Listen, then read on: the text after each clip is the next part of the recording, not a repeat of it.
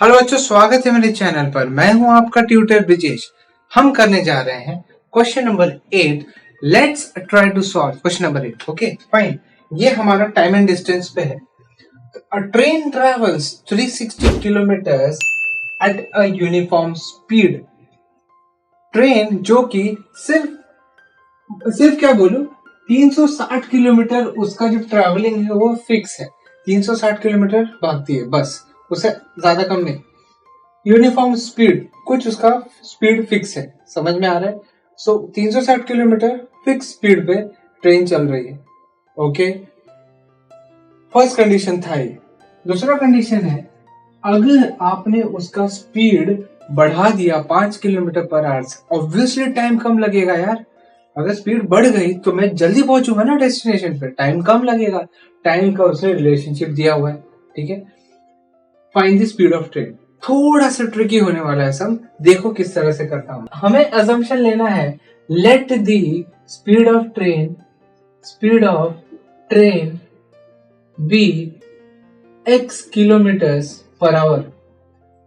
Late speed of train be x kilometre per our.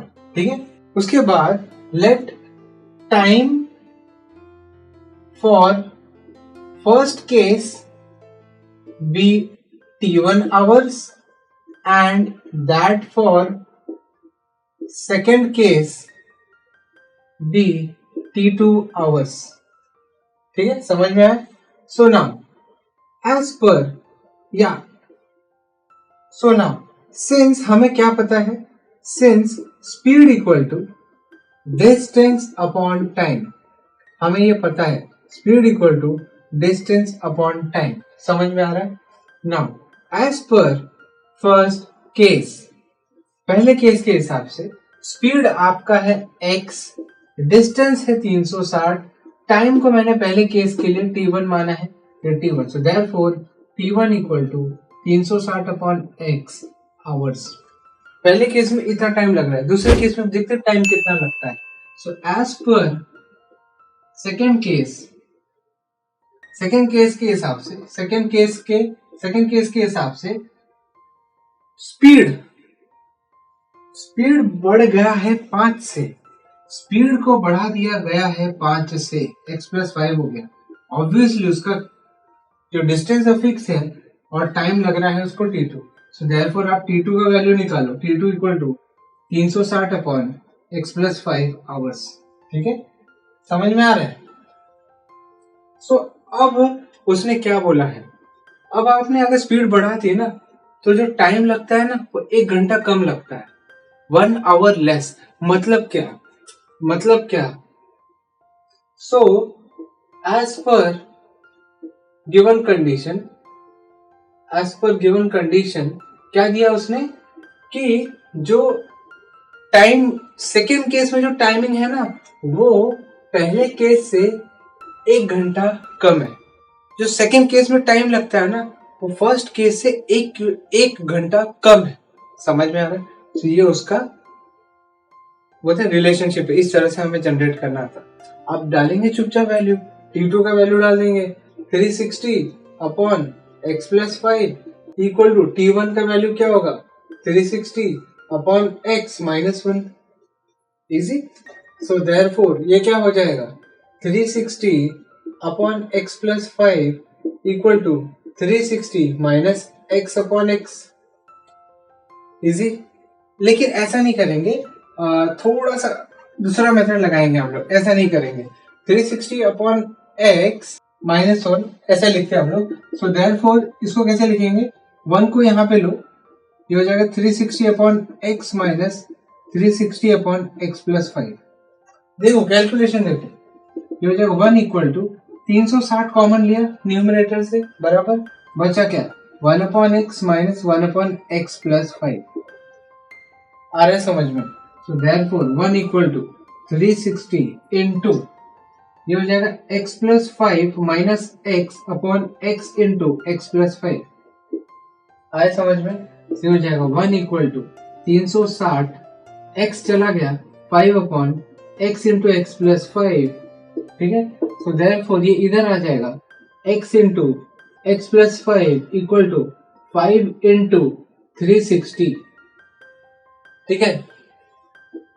अब इसे हमें सॉल्व करना है। ये हो जाएगा x square plus 5x equal to 360 upon 5 is 1800। So therefore आपका क्वाड्रेटिक इक्वेशन बनेगा -1800 इक्वल टू 0, ठीक है। अब इसका फैक्टर निकालना है। 1800 का फैक्टर निकालना है 18 इंटू 100, 9 2 18 और 10 इंटू 10।